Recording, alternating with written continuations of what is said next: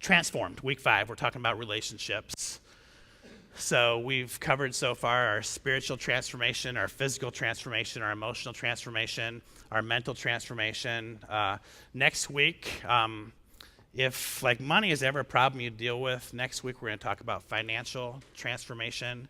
And then the last week, I've been working on this one a little bit already, and I'm so excited about it because I think this is going to scratch where a lot of us itch.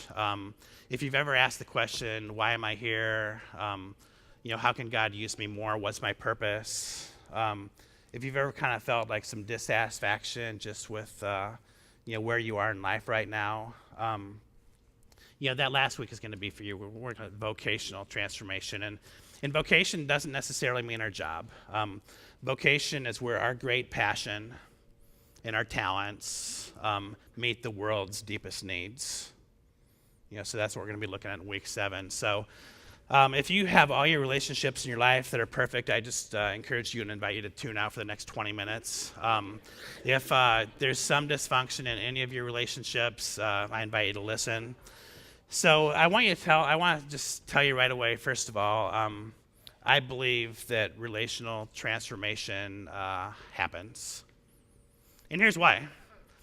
Because some of you have sat in my office before, and there's been like deep tension that you've had with another person. A lot of times it's a husband and a wife. Sometimes it's a parent and a child. Sometimes it's just two friends. And like you came into my office and there was great brokenness that existed in that relationship. But then over time, like a week later, a month later, and for some of you, you've been in my office before and it was like 7 years ago. Or no, it's like 5 years ago, and like I see you holding hands and smiling and looking at each other right now, and you can testify to the rest of us that relational transformation is not only possible, it's likely, it happens, it's real. Because you've experienced what it's like to go from brokenness to wholeness.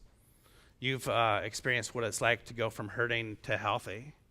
You've experienced what it's like to go from dysfunctional to functional. Like it is just like this cool, blessed thing when we can experience relational transformation. So I used to be a youth minister. I love that job. It was like the best and funnest job I've ever had. Sometimes I just wish I could be a youth minister again. I just love it. And I would keep things simple. I was a youth minister in Cobb County, Georgia.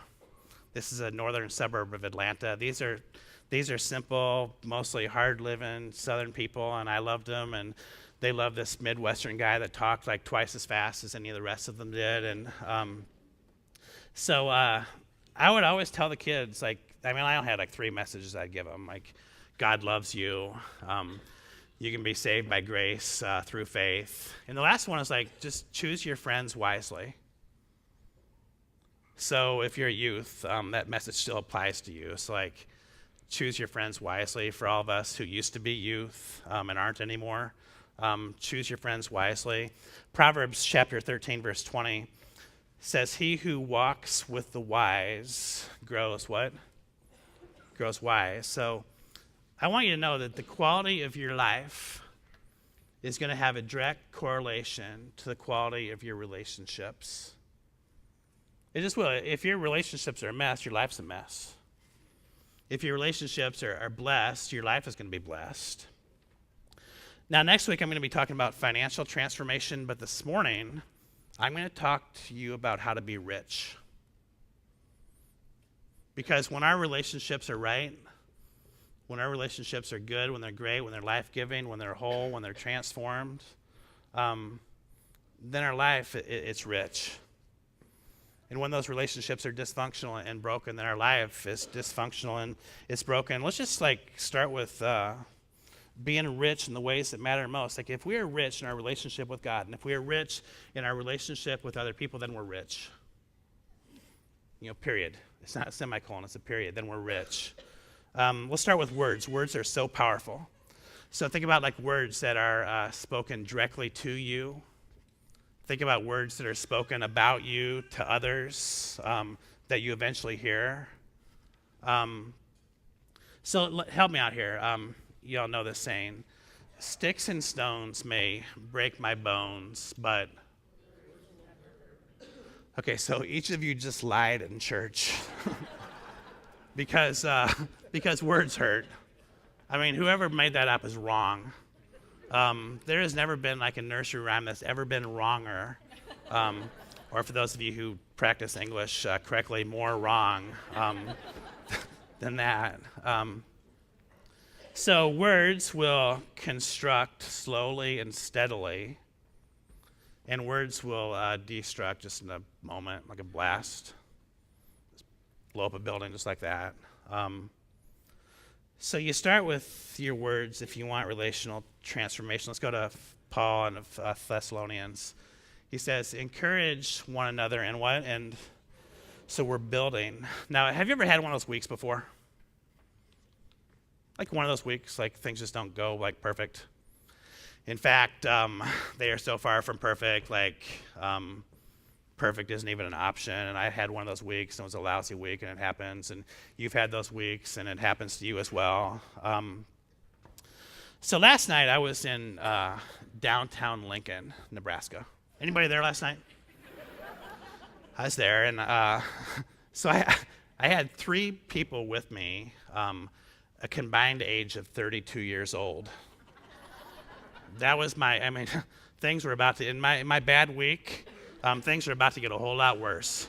But these 3 kids, they were having fun, and we were going to the game, and I got a text message. Now, I was actually checking my phone because I was trying to meet up with somebody like who was actually like my age, and not like just like 3 kids. And so I got a message, and she was here at the first service. I told her when she got here I was going to use her in my sermon, and I figured it's easier to get forgiveness than permission at this point, and I read it. But so I did her wedding on Friday night down at Nebraska City, and bad week. I did this wedding, beautiful wedding. Now I want you to think about the power of words here. So she sent me a text message last night. Now she's got other things to do. She's been married less than 48 hours or 24 hours at this point. Family and friends in town, and she sends me a message, and it says, thank you for such an amazing ceremony. We absolutely loved it. I had so many people come up to me afterwards and tell me how great you are. I'm going to read that part again, okay? And then this is her continuing. I said, you should come to church with us on Sundays. I think we've recruited a few people to come with us. And this has nothing to do with me doing a wedding. This has something to do with somebody encouraging somebody. Now, this took her, a minute? 90 seconds maybe? And it totally transformed my week 180 degrees. I was able to smile. It was really cool. And it has nothing to do with me doing a wedding. It has something to do with this woman encouraging somebody. So here's what I want you to do, because I believe the world needs less critics and more encouragers. I believe we need less judgment and more grace. So here's what I want you to do. I want you today, and if you have to pull out your phone now, just pull out your phone now. I want you to do it today, that you just send somebody a message and you encourage them. Maybe you're going to make a great week better. Maybe you're going to take somebody's bad week and turn it around 180 degrees and make them smile.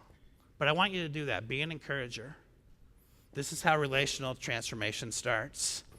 Now, I got 5 ways to transform your relationship. When I'm 12 minutes into a sermon, I'm just getting to point 1 of 5. We're going to be here a while. You'll be out to the church property by 11:45, I guarantee it. I want to tell you something first, though. So on your chair, you have a black sheet of like a sticky note, and most of the chairs have a pen, and if you don't, there should be one right by you, so you might have to share. We didn't have like 400 Sharpies. Now, the people at the first service got to be surprised you don't, because you can look at the cross. And I don't want you to write a name quite yet, because I don't think you're quite there, because I want to talk and I just want you to listen. But what I want you to do is I want you to write a name on that little sheet of paper with that Sharpie. So this could be someone that you're alienated from and you want things to be better. This could be the person that you love the most, and you're trying to take this relationship from good to like almost perfect. It could be a child, it could be a spouse, it could be someone that you haven't related to in 10 years and you really miss them, and you want to send that text message to them and get that relationship going again because it was once such a blessing and it was so life-giving to you. So I'm going to remind you a few times throughout the sermon, but when you're ready, write that name on there. Now, don't be looking at what other people write. If you're married and they say, well, what'd you write my name on there for? Now, if that conversation does happen, what you say is, honey, I want to make a perfect relationship even more perfect. That's what you say. But let's give some folks some privacy. Number one is you dare to care. So the most important thing you're going to be able to do in a relationship is to care for the other person. So I wrote a 140-page research paper for my doctoral dissertation between 2007 and 2009. It's on the use of humor in public speaking. So we surveyed all these churches throughout the country, thousands of people. We asked them 93 different questions about the effectiveness of the pastor and how he or she speaks. We looked at humor, we looked at relational solidarity, we looked at the ethos of the speaker. So the finding of my 140-page paper had nothing to do with humor. And it didn't really even have much to do with public speaking. It's just this general principle that we all learned. And what I did in my paper is I proved that the old axiom is true, that people don't know how much you know until they know how much you care. So we looked at, in the churches, for us it worked. The research that we did in universities and school settings was the same findings. Learning best happens from someone that you know cares about you. So think about that. Like, this goes then to our interpersonal relationships. So like if you tell me that there's something going on and I need to think about it, if I know that you care about me, I'm going to listen to that feedback. If you tell someone that they're doing a great job and they know that you care about them, they're going to take that as encouragement and it's going to be a blessing to them. So Paul writes about this. Let each of you look out not only for his own interest, but also from the interest of others. So think about this. I think our default for most of us is selfishness. And what if we could be transformed into a place where our new default was selflessness?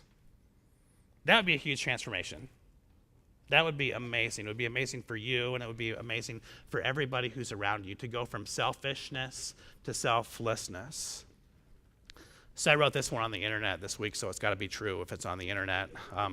Even it's on my Twitter account. You don't have to be smart, wealthy, or perfect to impact somebody's life. You just have to care. Listen, serve, love, start today. So when did I say to start? Yeah, today. So I remember a story. This guy, Ben, he was a youth worker in a local church. And Ben was kind of one of those dads that would just kind of work behind the scenes, but just a great guy. He would do anything. He wasn't an upfront guy. This church has started a youth ministry that would do this worship service in this nursing home on Fridays. So Ben went to the first one. Didn't really want to go, but he just knew the kids needed to have help, and being around the patients, it kind of freaked him out. But he helped the kids get all set up. He kind of stood in the back. Now, the first worship experience, there was a guy whose name was Oliver. Oliver was deep into his 80s. So Oliver was kind of trying to get in there, and Ben actually pushed the wheelchair, found him a seat. He actually sat next to Oliver throughout the worship service. When the worship experience ended, he took Oliver back to his room. Him and Oliver really couldn't communicate. Oliver didn't speak very well. It was tough to understand him. So Ben just kind of hung out with him for a little bit. The next week he came back, and week by week, the friendship deepened. So Ben would go find Oliver. He would push him to the worship experience, sit by him, take him back. Sometimes he'd take him out to the garden. Sometimes if it wasn't nice, he'd just take him to his room. He would hold his hand. He'd just sit with him. Before he left, he would pray with them. So then one day he got there, and he went in to see Oliver, and the nurse said, hey, Oliver is not doing well. In fact, this may be like the last days of his life. So Ben walked into the room to maybe see his friend one last time, and there's a woman who was in the room, and it was about Ben's age. She was about Ben's age, and he walked in, looked at Oliver, and looked at the woman, and the woman said, so this is what Dad was talking about. And then Ben looked at her and said, what are you talking about? And she says, well, my dad, this is Oliver, he would always tell me that on Friday afternoon, Jesus would come into his room. He would push him to the worship service. You know, he would sit by him and hold his hand. He'd push him back to the room or to the garden. And every time before he left, he prayed for him. So now I know what he's talking about. Now, what did he do? He cared. That's all he did. He's not brilliant. He's not perfect. He's not rich. All he did was care. And somebody thought he was Jesus. You want to talk about transforming a relationship, you start with caring. I don't know if you have to go much further than that. I still have 4 more points, so we are going to go further than that. So you're not quite out to that church yet. You still got to stop at that stand, too, for the furniture and equipment drive that I'm not allowed to talk about after today. All right, so number 2, contain your complaining. All right, I'm going to just do like a real quick poll here, like we do this sometimes here at the Water's Edge. So if you love to be around complainers, I just want you to raise your hand. Like if complainers just have been a life-giving blessing to you over the course of your life, raise your hand high. All right, either y'all being bashful or you don't like to be around complainers. I'm going to assume it's the latter, not the former. There's a story, like this this guy joined a monastery. And like some monasteries, like most monasteries, you can actually talk, some you can't. And this guy joined a monastery that you couldn't talk. So after 10 years, like the head monk went up to the new monk and said, okay, it's been 10 years. I want you to be able to speak, so tell me what's on your mind. He said, the food here is bad. Okay. So then it's like 10 years later, and like he gets a second chance to talk in 20 years. He says, what do you got to say? And the head monk said, what do you got to say? He says, the bed is really hard. Okay. So now 30 years into this, like the monk gets a third chance to talk. And he looked at the head monk and he says, I quit. And the head monk looked at him and it says, well, you've been complaining ever since you've been here. I'm not surprised.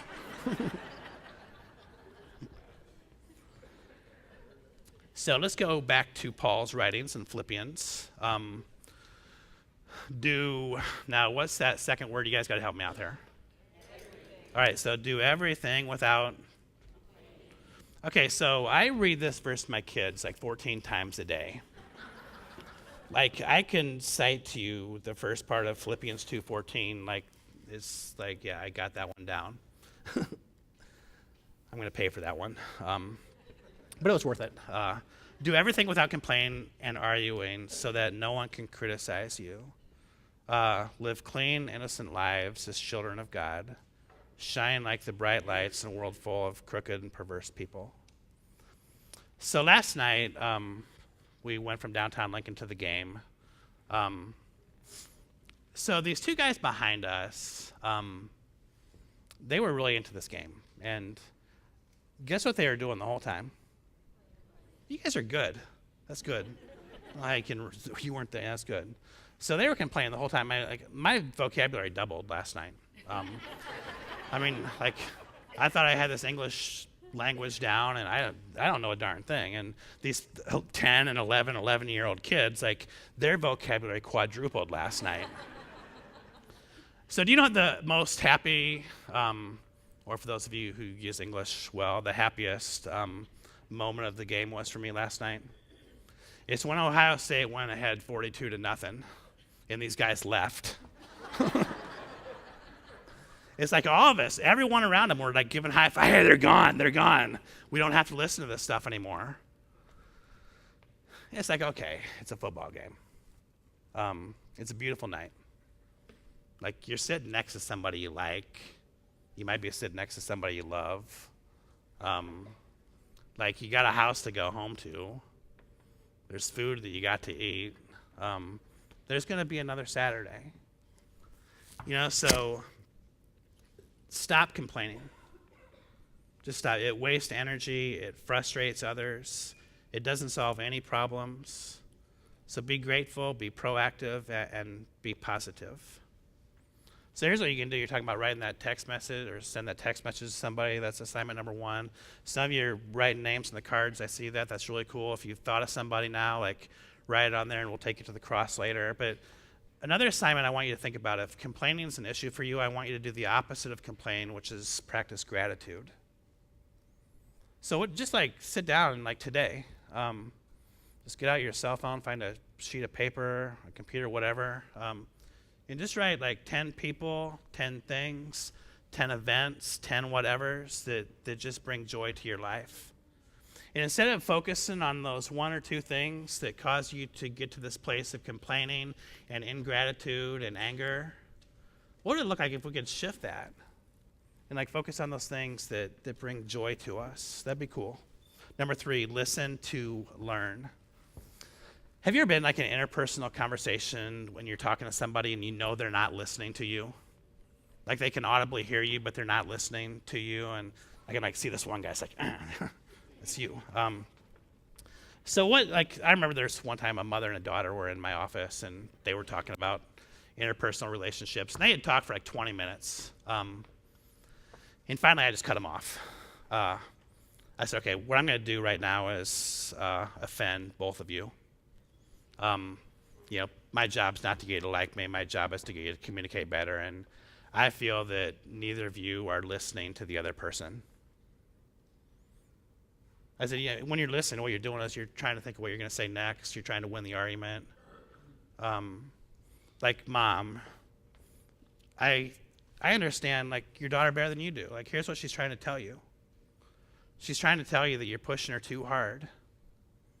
Like there's too much stress and there's too much anxiety. And the reason that she's pushing you away from her is because she's tired of that.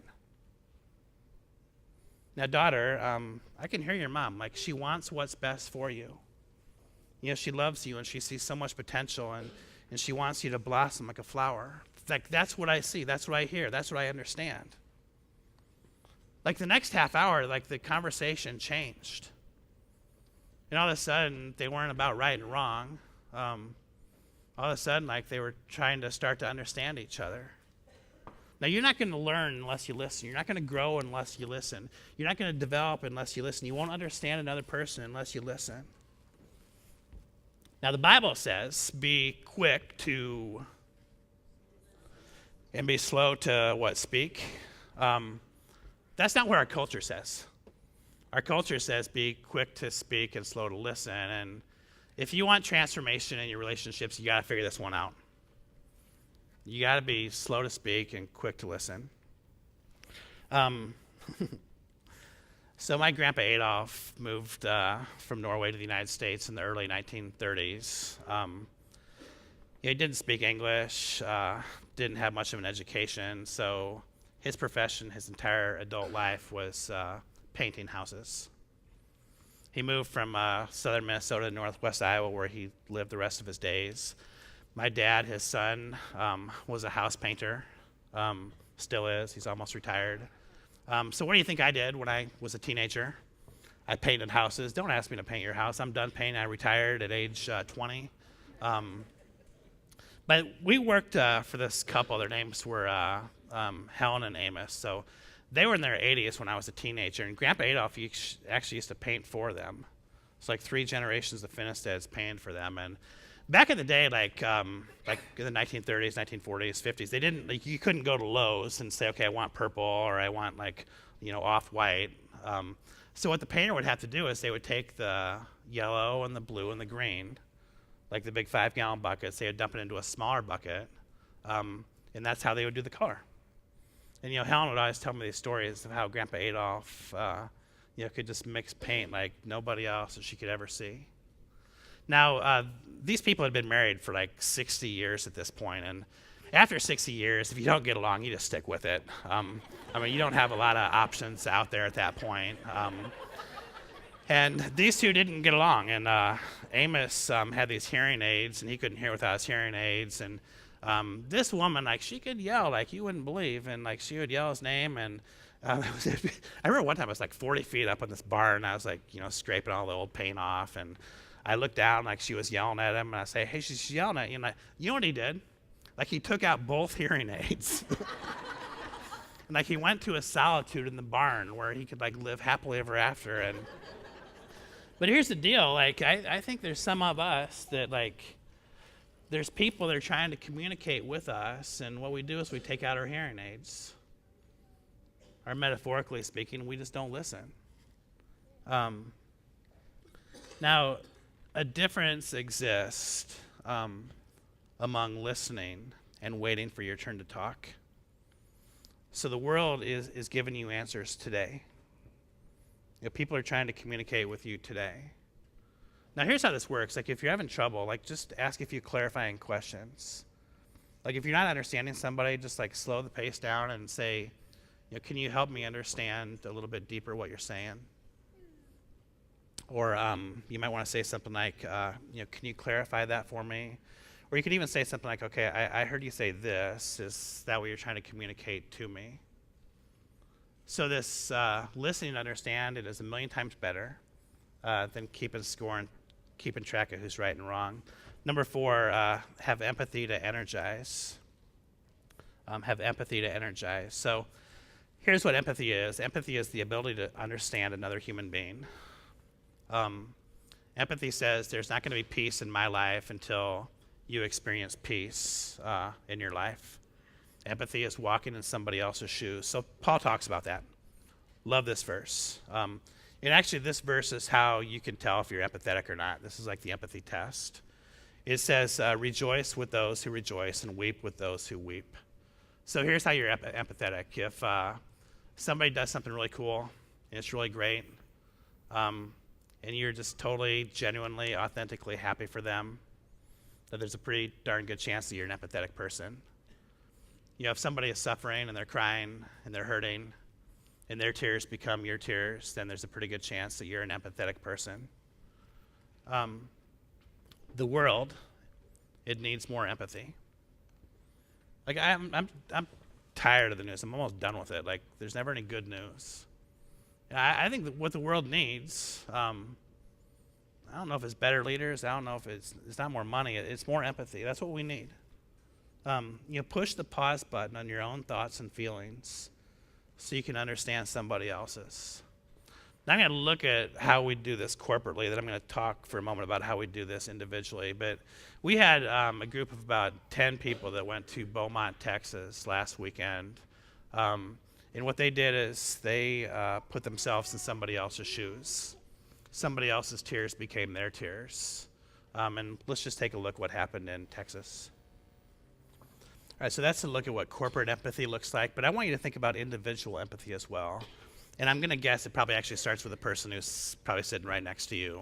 At least you may not know that one, but the person that you do know. Or you can be empathetic to the person you don't know as well. But that's how this works. And so kids, if you come to school here, or one of the other schools around here, what your school needs is empathetic people. If you're at a college somewhere, what your college needs is empathetic people in your workplaces, in your neighborhoods, in your homes, in your sports teams. Empathy is what is needed. The last one is leak Jesus.